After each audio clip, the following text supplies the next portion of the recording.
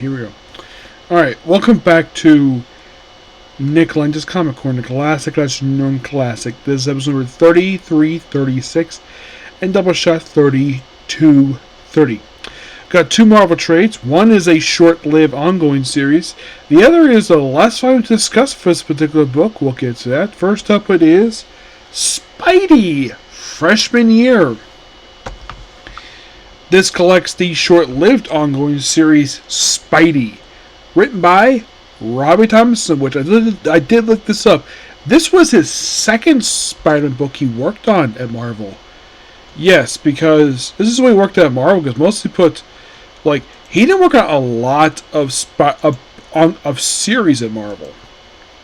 So, he worked on Silk Volumes 1 and 2. He did,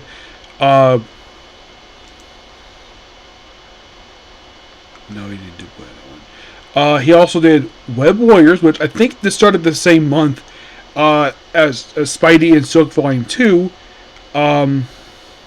He did do the Amazing Spider-Man Silk and Spider-Fly Infinity comic, which is like his miniseries. Let's see. He did also work on Doctor Strange and the Sorcerer Supreme, worked on that short-lived title. Let's see. Most of it was a lot of backup story he was working on afterwards. He did work on some other stuff. Most of it was a lot of backup stuff. And then after his next series would not be until he did Spider-Man Deadpool, which he basically started writing the book with issue number 23.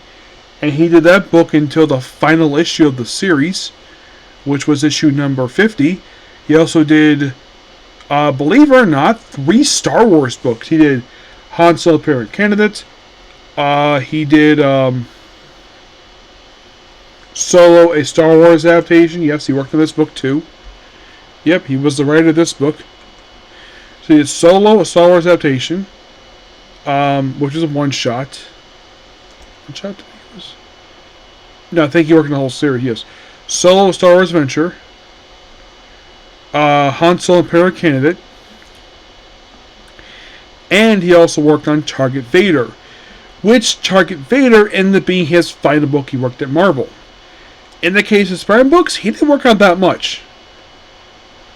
Yeah, he just did Silk, Spidey, Venom Space Knight, Amazing Spider-Man and Silk, the Spider-Fly Effect, and Spider-Man Deadpool. He did Doctor Strange, Sorcerer Supreme, and 3 Star Wars books. He didn't work on a lot of Marvel, surprisingly. And it's not his fault. Here's the thing about Robert Thompson. This is my honest opinion about him as a writer for Marvel Comics throughout his time he worked there. From 2015 to basically, his last regular thing he worked on, which was the Target Vader book, which was 2019. So throughout the 4 years he was there, in my honest opinion, this man never wrote a bad comic book. Nope. Never did. There's no denying the fact the man basically clearly cared about the characters he wrote. And it's sad, though, the fact that his last ongoing series at Marvel was Spider-Man Deadpool, which he was not the original writer for. That was Joe Kelly. In a way, he didn't do a lot at Marvel. Mostly it was a few ongoing series, some mini-series. Yeah, he was only there for a few years and he left. Though, yes, he did do one shot a couple years ago, but... And I'm kind of what happened? Did he just contract expire? Did Marvel not treat him very well? Would not be surprised to hear that. So, Spidey, of course, is one of those ongoing series. This was definitely an ongoing series. Not a limited series. This was ongoing. And this book was really, really good. Okay, it was written by Nick Bradshaw. Artwork by Andrea Lama Adru and Nathan Stockman. Those 3 artists. Nick Bradshaw, the first 3 issues. Though he did pretty much the covers for issues 1 through 4 and 6. Andre Lam Adru did the interior for issues 4 through 7. Did the cover for issue number 5. Nathan Stockman did pretty much for the rest of the book. Carrie Randolph and Mila Lopez did issue 7 to 12. Mostly put for freshman year. It is basically Robert Thompson doing a... This is an ultra reality Spider-Man. Where basically he's just trying to have him fight a lot of the classic villains in just his first year of high school. Like... And believe it or not, like, the first villain he fights, of course, there's a flashback to, like, how he got his powers, the whole thing with the Mass Marvel, Uncle Bendine, all done the first page. Really good. And then, of course, the first villain he fights in present day of the story is White Rabbit, a character he would not fight until the late 1980s. Yep, White Rabbit. Including in his early days. And then, of course, there's Flash Thompson, who is a bully. And because failing grades, basically, he has Gwen Stacy tutor him in math while she teaches her biochemistry. And then we have an encounter with Dr. Octopus, which, yes, that's Dr. Octopus in this world. Yep. He takes on Dr. Octopus. You're thinking, wow, where's the chameleon? Where's the vulture? Tinker? Not here. And throughout this book, basically, he's trying to score with Gwen Stacy. And then you have where you have Norman show up here. And then with the second issue of the book, you have a this is kind of interesting. So they flash back to the same page. I don't know why in the world I did this for. They basically flash back to the first page. And then you have Spider-Man fighting Sandman, which he did do in that book. He fights Sandman, he fights Kraven. And of course he starts with Gwen, which of course he likes her. And of course then he fights Sandman, obviously, and saves everybody.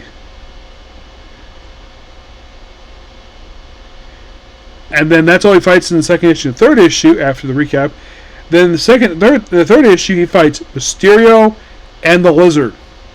You're like, okay, bring in 2 more classic villains.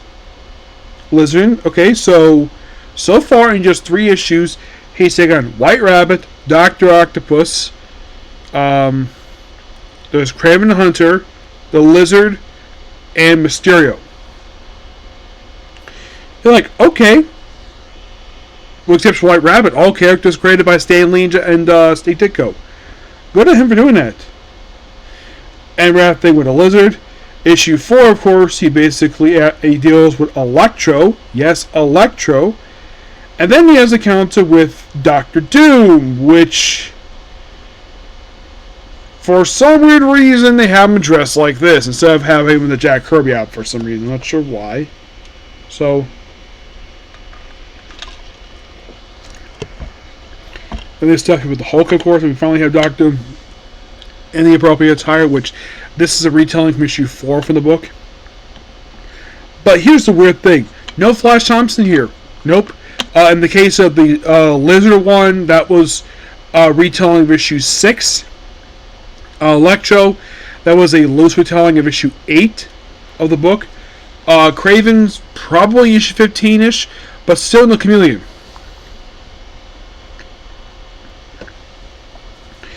And that's being documented by a kid.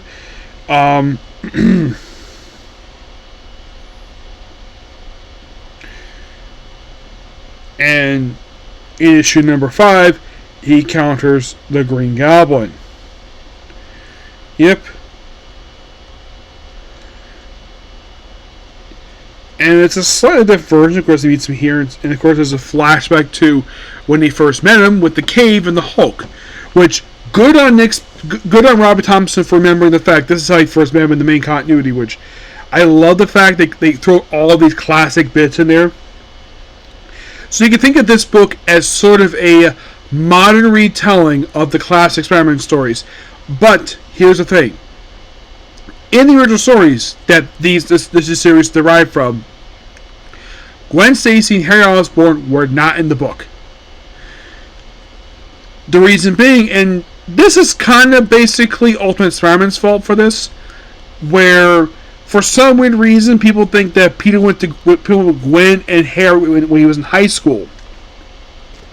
That is actually a mistake on Bendis' fault for introducing that little factoid. You see, if you read the original comics, Harry and Gwen are nowhere to be seen. Peter didn't meet Gwen until he was in college. Yes. So after, of course, he deals with, of course, Green Goblin. This issue, he's the only villain he fights. And then issue 6, he deals with the Vulture, and has to deal with Iron Man. Yep, Iron Man. The Vulture, of course, they at least slightly altered his appearance. I would say the only difference between him and the way he looked back in his original appearance is the hat and the goggles. Yeah, that's new. And Iron Man, of course, is drawn like the way he did back in the late 60s, early 70s. I think this is either Mark 3 or 4 of the armor. Maybe Mark, and I know it's not Mark 2. Mark 2 was the gold armor. So this is probably 3 or 4. So I have to deal with him, and of course, then we see somebody who was added in this, who was not in the original continuity at the time, was right before it showed up. Phil Coulson. Which, the only reason why he's here, because they've used the movies. And after stuff with that, and then there's stuff, then they have Spider-Man and him take on Fing Fang Foom, who's wearing shorts for some reason.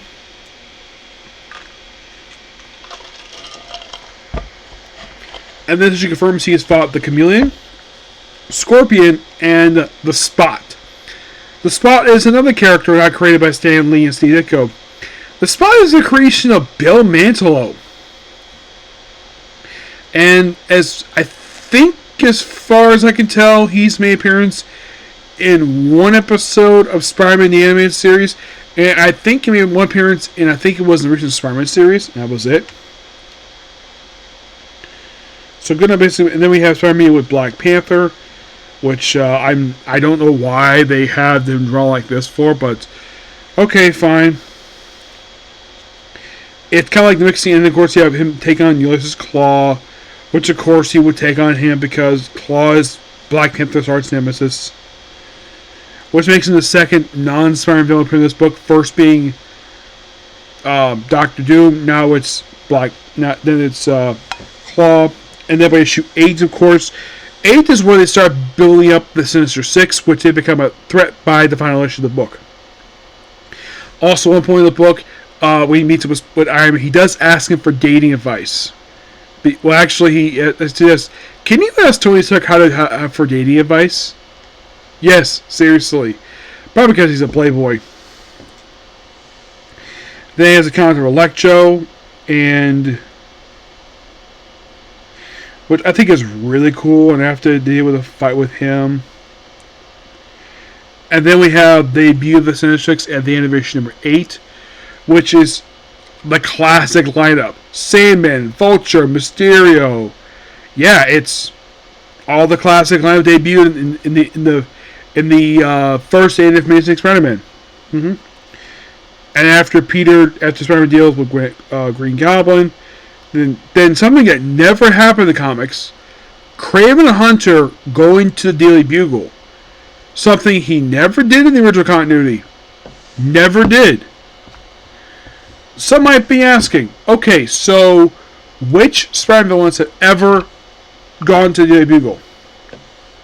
The Vulture, I believe the Green Goblin, the Kingpin has been here. I'm trying to think, was anybody else? Oh yeah, Electro. You can't forget Electro, because Electro practically destroyed the original building during the Gauntlet. Yeah. Which, of course, basically, this actually was one time in particular, Jameson did not blame Spider-Man for this. This actually was Electro's fault for basically destroying the building. And the fact that this is the very comic that basically got rid of the character Daniel Bennett altogether. He basically was written out of the comics with this issue. It was like he was a character introduced just to get readers, and people hated him so much. I guess they figured, though, write it out.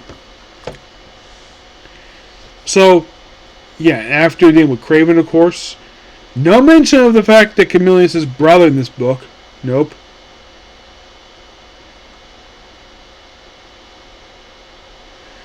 And of course, they're slowly building up the. And then issue number 10, they have it basically where in the papers he's fought the Living Brain, the Hobgoblin, believe it or not, the Tarantula. The Tarantula is a Jerry Conway character, Hobgoblin to make his debut to 1980s. He's a Roger Stern character, Living Brain. That was interesting. Kingpin and the Kangaroo.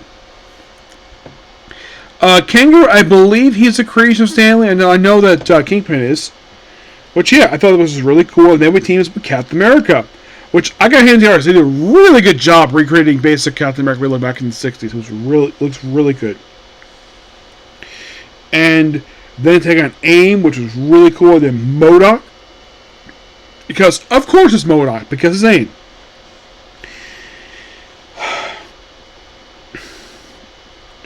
And, of course, they accused Spider-Man of agent of AIM. So, Captain America.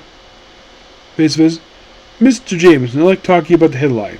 About, I was with Spider-Man yesterday. We took himself together. He is not a mess. I know he looks like a mess. Why didn't you grab that pencil?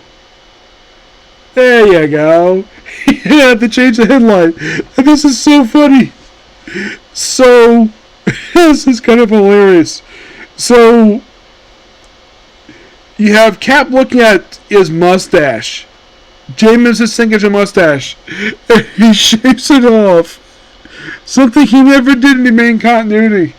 Makes him look like Nick Fury. Which I thought was kind of funny. And more high school stuff here. And then you have the Fantastic Four, Doctor Strange, the Avengers take on Galactus. Yes, Galactus. And of course deal with the Scorpion, which kind of interesting the game redesigned with him too. Like, first with basically Dr. Octopus, which is not the original costume in continuity. And Scorpion as well, which I found that to be interesting. So, after with Scorpion, then at the same time, the Avengers take on Galactus. So, Strange is being brainwashed. Eventually, he's let go. And then we build up to big battle with the course this in the final issue of the book. Yep, the final issue, of course, they have prom, they have homecoming. You have Peter and Gwen kiss.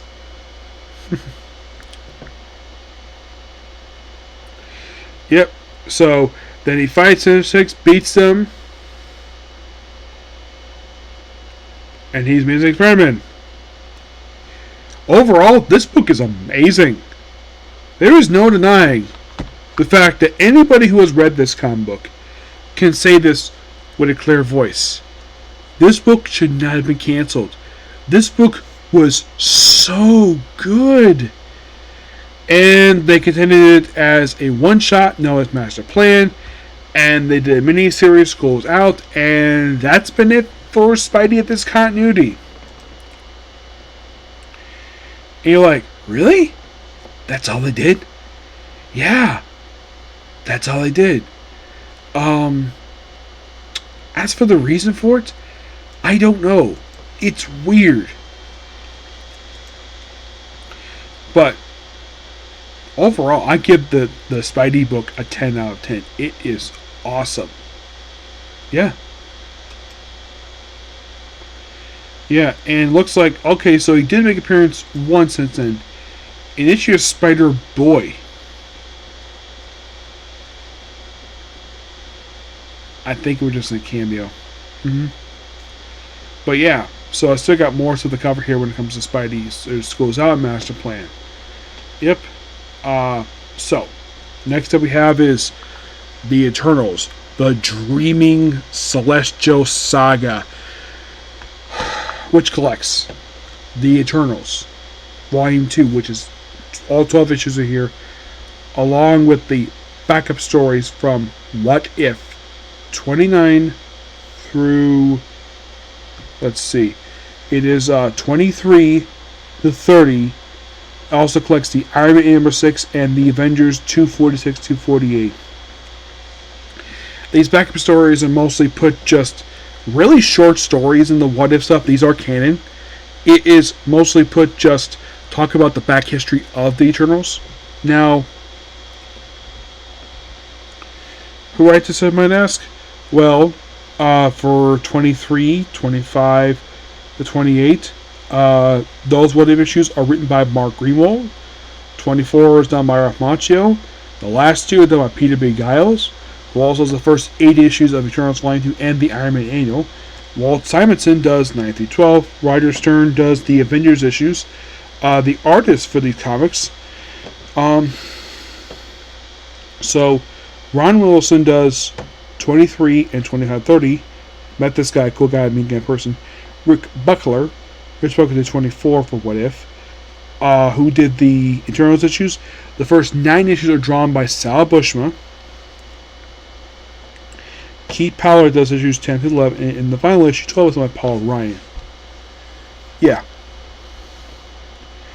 So, like I said, with the whole thing with the What If issues, it's basically the backstory about the Eternals, about the Celestials, and it's told by Mark Greenwald, and it was, like I said, it was Mark Greenwald, and Ralph Macchio and Peter Brighouse. It's mostly with the Eternals backstory mixed in, but also stuff with the Inhumans. Then there's stuff with the Iron Man, which was discussed already in the Avengers issues. As for the main book itself, it is mostly with just the Eternals. More stuff with them versus the Deviants. There's a one point in the book where the leader of the Deviants falls in love with one of the Eternals. And it's basically a Romeo and Juliet type of story. With the course of following Icarus and Cersei throughout a lot of the book. The book itself is amazing. Peter Brighouse does an excellent job of the book. I actually met Peter Brighouse. I met him back in, I think it was 2018, 2019, I think it was. It was at Tampa Comic Con. Excuse me, sadly, but he passed away a couple years ago. So, of the writers, well, I actually met Ralph Macchio just this year. Actually, it was the last year I met him. It was at, I think it was this year. It was at Mid Carolina, I think it was. Yes, Mid Carolina, just this year I met him. So, him and Peter Giles and the two writers I met who work in this book for writers. Artists, I have not met Sal Buscema. I cannot meet Alan Elgrim. He passed away. Keith Pollard, I don't think I met him. Paul Ryan, no, I never met him. Ron Wilson, I have met him. Tampa Comic Con 2019, which also was the last of Solid Light, Peter David. Rick Buckler, nope. Leonard McDonald, no. But, yeah, this book is amazing. And can you believe this book was published in the period of... Let's see, the issues published in the period of... So, the What If issue started back in October of 1980. And the last issue was published in November 1981. And then we have the next journal story published 2 years later in the Invincible Iron Man Annual. And then a year later, we have the Avengers issues. And then 1 year after the Avengers, we had the Eternals series, which lasted from October 1985 and concluded in September 1986.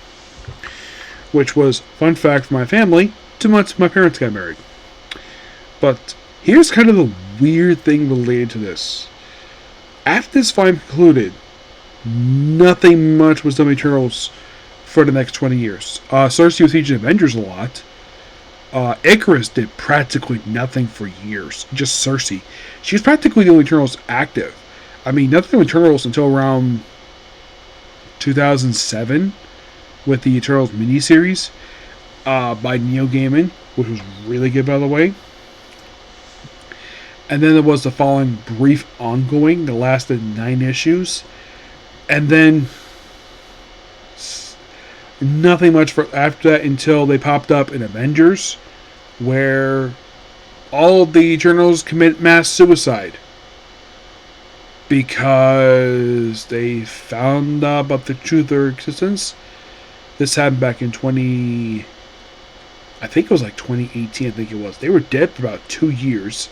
And then they were brought back in the short-lived ongoing that was Eternals, which led into the Judgment Day miniseries. And, by the way, that book was written by Karen Gillan. I love the writing of the book. The artwork was actually really good, except for one issue. I think it was issue 11 or 12, I think it was, where it was the very famous issue panel. It had the famous issue panel where it was supposed to be Captain Marvel, but when I saw it, I'm like, oh, it's an old lady cosplaying as Captain Marvel. even though it was probably supposed to be Carol, but to me it looked like an old lady cosplaying as Captain Marvel. And then the next page she's returned back to normal. I'm not sure what the heck basically artist was thinking with that page, because I know for a fact that he got a lot of flack for that. But of course, also, well, I think it was one of the Eternals became God after the events of Judgment Day. Yes.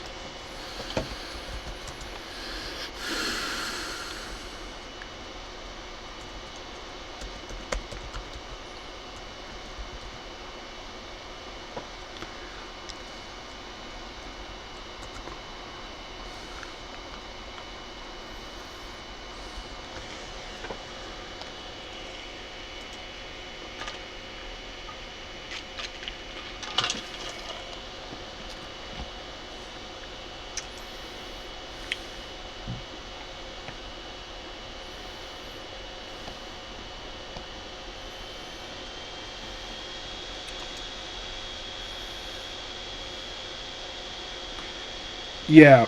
In the case of basically, like, I love the fact basically Karen Gillan basically have expanded upon the Eternals in his short-lived comic book, which lasted the same length as this book, 12 issues. Which, this is a surprise given the fact that the longest volume to date with Eternals is the Jack Kirby volume. You're like, really? The Jack Kirby volume is the longest? Yes, at 19 issues.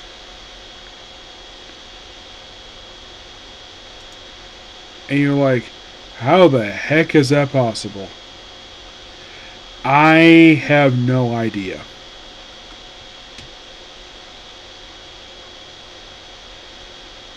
By the way, there's also a thing comic called Eternals, the 5-Year War. Yeah, that's a movie tie-in. So let's see. Since the crossover AXE Judgment Day, like I mentioned, basically not much has been happening with them. I mean, the most recent appearance of them was, I kid you not, an issue of Deadpool Wolverine. And you probably are like, really? That was the last time we did with anything related to Eternals? Yeah. So basically, once AX Judgment Day wrapped up, like, nothing much was done with them. And I do mean nothing. Yeah.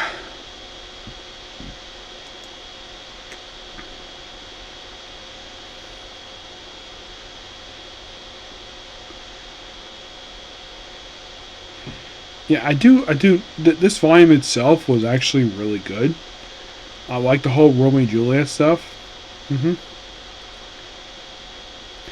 It's sad, though, when it comes to series, per se, where, like, so, let me give you the year periods when each volume was released. So, the original Jack Kirby volume, which is classic, this was published from April 1976, and the final issue came out in October 1977. So, mostly 2 years. This volume, which I mentioned was from October to December of 1980, so October 1985 to December 1986.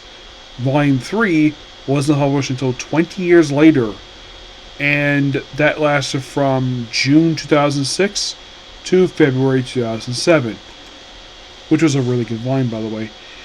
And then led to this short-lived ongoing, which lasted from June 2008 to March of 2009.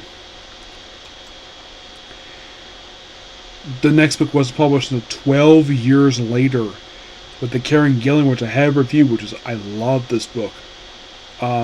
Still publishing in January 2011, and the final issue came out in May of 2012. So, did this book receive any delays, you might ask? It did. After issue 6, The next issue was not released until November. Yes, for some weird reason, they took a 2-month break between issues. Don't know why, but they did. It's get to October. They basically just come out for 3 months. But then, of course, basically the book was published on time. And then, of course, related to the Judgment Day crossover. Which, of course, basically...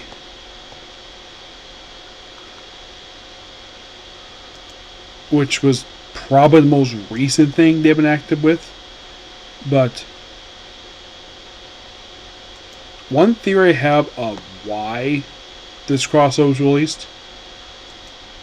The Eternals movie. Oh, and the character of Ajax became Ajax Celestia. Basically a god. Yeah, basically she's like... also, they killed off the character Cersei. Oh, and the reason why they killed her off? Because she publicly outed how they got resurrected. That's the reason why she died.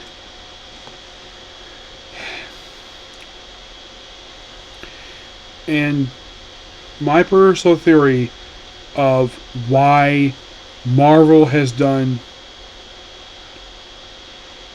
nothing with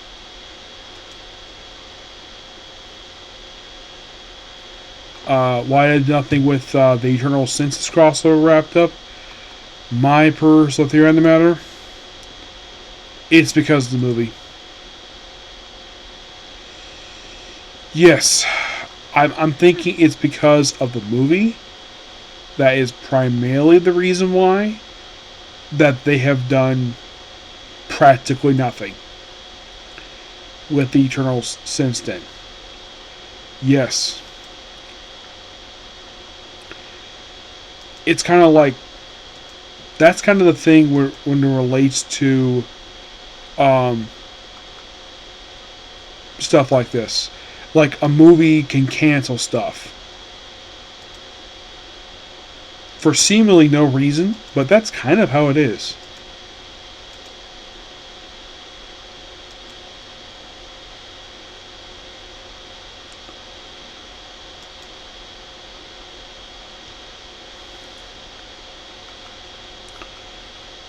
But could Marvel do something more with the Eternals?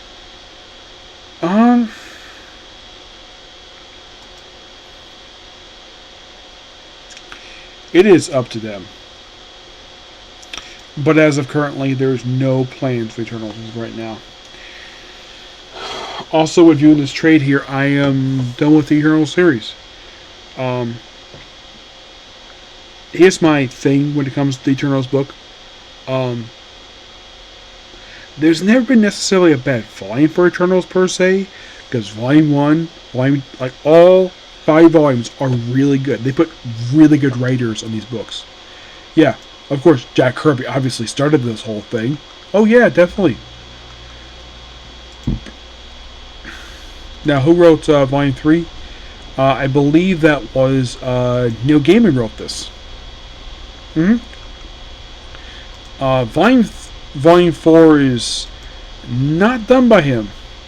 No. This is done by Charles Caniff and Daniel Caniff.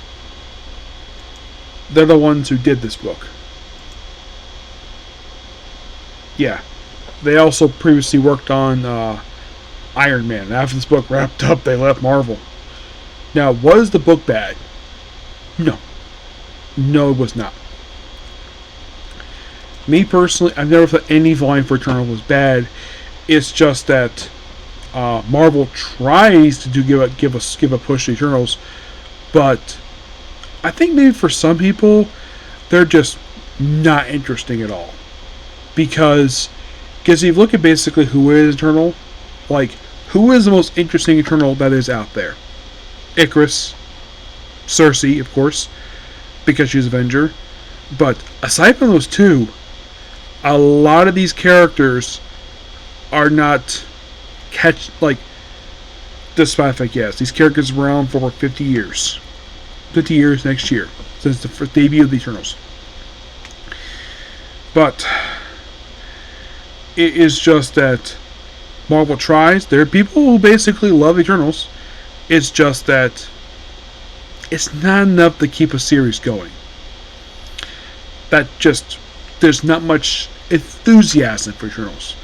I mean, it's not much enthusiasm for the Humans either, but yet they're still around. At least Marvel tries with them. Yes. But some might be asking, has Marvel ever tried a forced Eternals push like they did with the Inhumans? To my knowledge, since I've been reading comics now for 21 years, has Marvel ever done this? Where they've ever done a forced push for the Eternals? No. They never have. Probably because they may be a bit too complicated for some people, per se. I mean, people love the space aspect. I mean, Celestials are so... I mean, the Celestials appeared a few times in the MCU. As a matter of fact, there was a dead Celestial appeared in Brave New World early this year. But would Marvel ever resume exploring Eternals? That depends upon them. Would I like to see it? Yes. Because, like in the case of Humans, there is so much story potential with these characters. Still, I don't think the well is dry with Eternal stories. Not really, no. The well is not dry. I would say... How would I put this?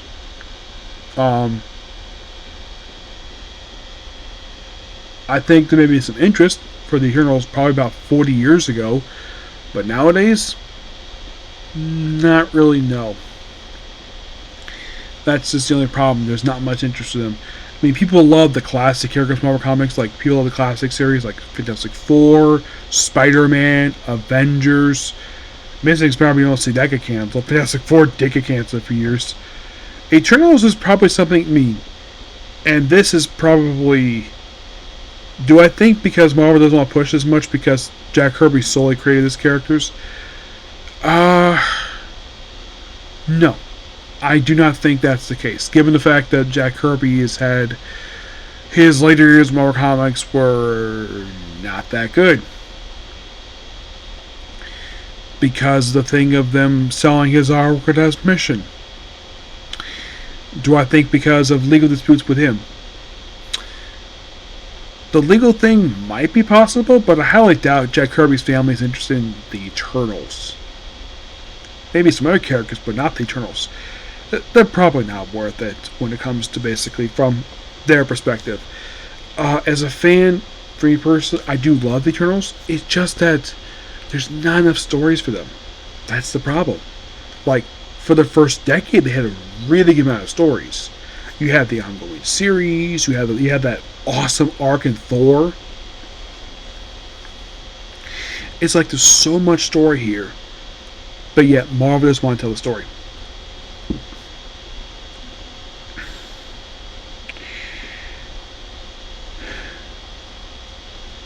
And as this year, the reason why there's probably an interest, because of the movie.